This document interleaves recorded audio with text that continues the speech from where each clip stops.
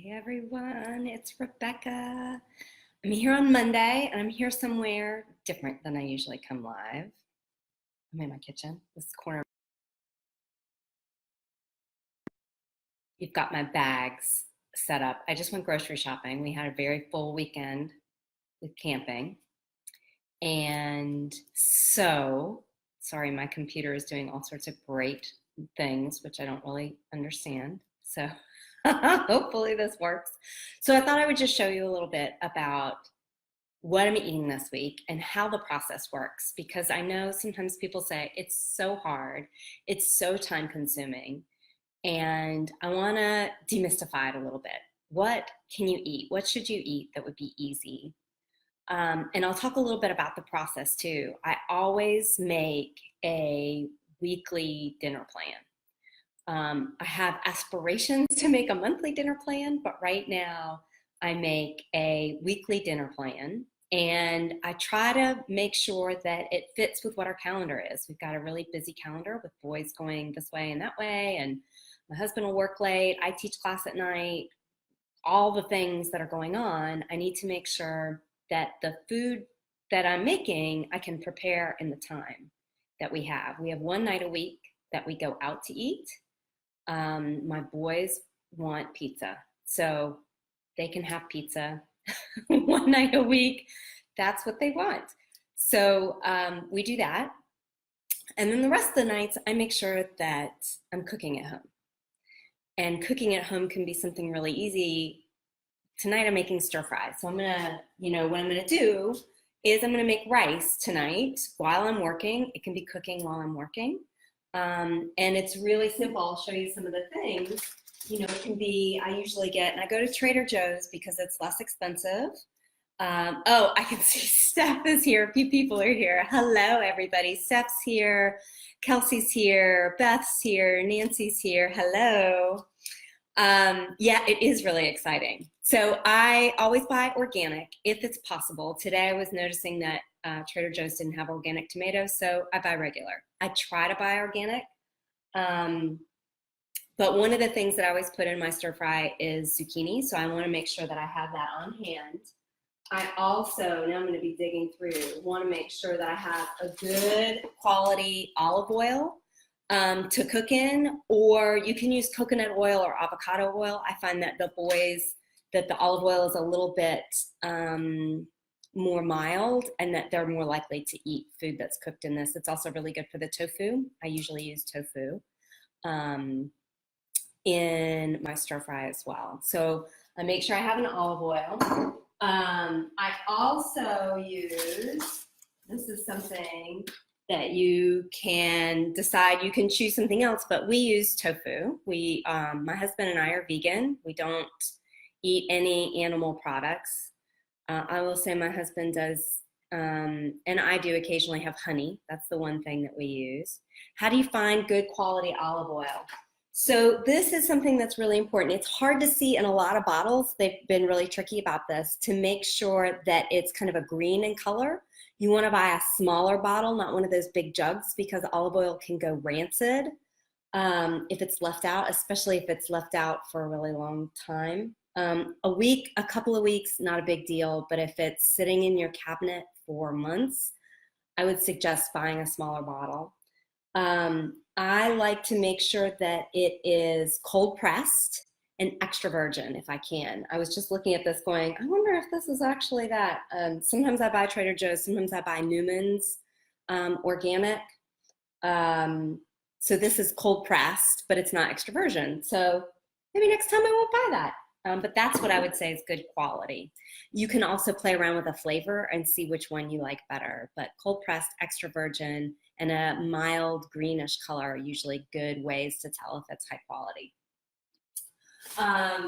The other thing I make sure we have is I make sure that we have organic carrots. You can buy the little ones and chop it up, or you can get regular ones. Usually I have regular ones. We had enough of those, so today I bought some of the little ones because I also have hummus always available as a snack because it's easy. Carrots, celery, broccoli to grab and go with my hummus. So I put carrots in my stir fry as well, and I'm realizing this is what usually happens. I didn't put broccoli on my list, but I always put broccoli in my stir fry. Broccoli is an amazing cruciferous vegetable, one of those green leafy vegetables that's extremely helpful. I remember hearing many years ago, if you could put one vegetable in your diet, make sure it's broccoli. Um, and so I try to stick broccoli in everything if I can. The other piece is spinach. We already had box of spinach, so make sure you have, I'm looking at the refrigerator, so broccoli, spinach, carrots, zucchini. What else do I have in my little bag of tricks? Ginger. Ginger is, can you make, everything's like reversed for me. Ginger is an amazing root that is anti-inflammatory. It's also really yummy, but making sure that you include it in foods that you're eating is very helpful. You want to lightly take the outside of the skin off because a lot of the healing properties are close to the edge. So you can use a peeler. You can use, one of the teachers that I learned from said to use a spoon to actually peel off the skin. Sometimes I'm too impatient for that, so I just use a knife to peel it back, chop it in small pieces, or grate it. Ginger adds a great flavor. I almost always add garlic as well. Garlic is antifungal, antibacterial. It's has some really good properties for digestion. And so I always add a clove or two of garlic and probably like maybe a pinky's worth of ginger to my stir fry, depending on how thick it is. Something that's thick like this. I'm going to use, probably use more of a shorter stub, like a tablespoon. And then I use tamari. I'm totally on team with broccoli. I know broccoli's the best. And then I use tamari to season it. So tamari, I'm going to go over here to the fridge. I've got my little triangle here. Of course, now it's not there. You can see my very messy cabinet. What we like to use, many people don't know that soy sauce actually has gluten in it.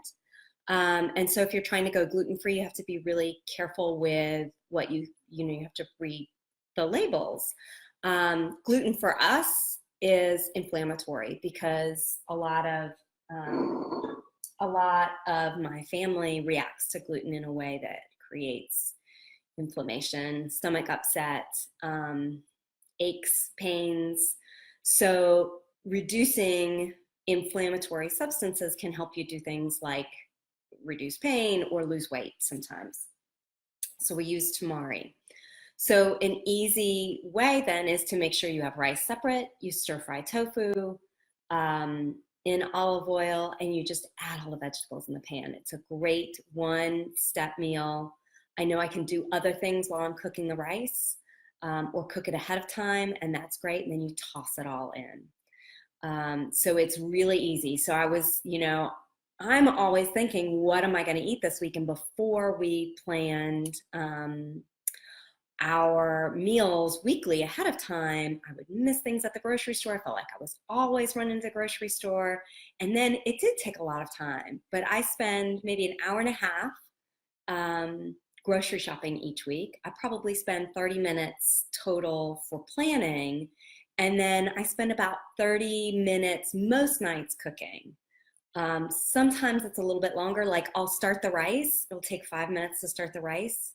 The rice will take an hour to cook, but I'm going to be doing other things while the rice is cooking. I'm going to spend that other 30 minutes until I go back to cooking. So some of the other things I can give you that I bought that I can mention to you are hemp seeds. Great. Everything's kind of glaring. Hemp seeds are a great protein source that you can add to smoothies. You can make like a cereal out of it. You can put it on smoothie bowls if you make them, or fruit bowls. Some people eat yogurt. We have non-dairy yogurt in our house, and hemp seeds you can add to that.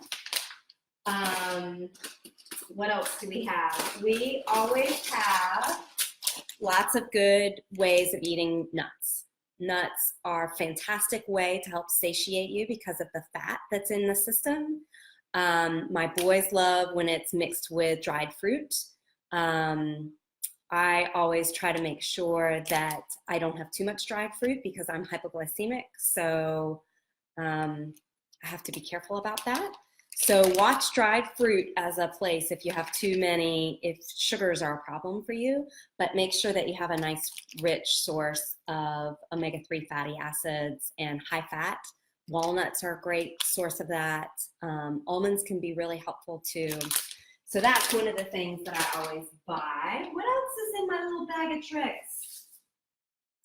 The other thing that I'll mention is a non-dairy milk. Usually I make in my smoothies, and I always make sure that it's unsweetened. A lot of people get tripped up on this, and they get these wonderful plant-based milks that have sugar added to them. And I want you to, well, I would encourage you to watch how much sugar you're eating and how tricky it is, how much it sneaks in. And I'll go back to the trail mix, because this actually has sugar added in it because of the dried cranberries. Most dried cranberries have sugar added to it. So if you see, you think, oh, cranberries, that's so healthy.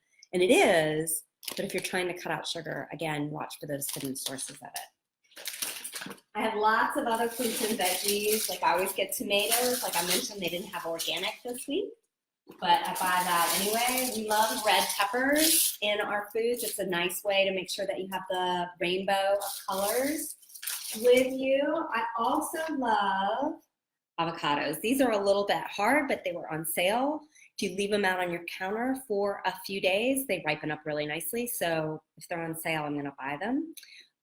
Or once they're ripe, make sure you put them in the fridge and then they'll hold for like a week. So we use a lot of avocados. I put avocados in my smoothies. I make guacamole almost every week. Put them on veggie burgers. They're great, a really healthy fat that you can use in your body. Helps keep you satiated and helps you feel, you don't feel like you need to snack as much when you have a good healthy source of fat. The other thing that I always make sure I have on hand, I don't know if you can see it, are beans, and a variety of beans. This week I needed more black beans, but I always have black beans, garbanzo beans, and cannellini beans, especially for those nights when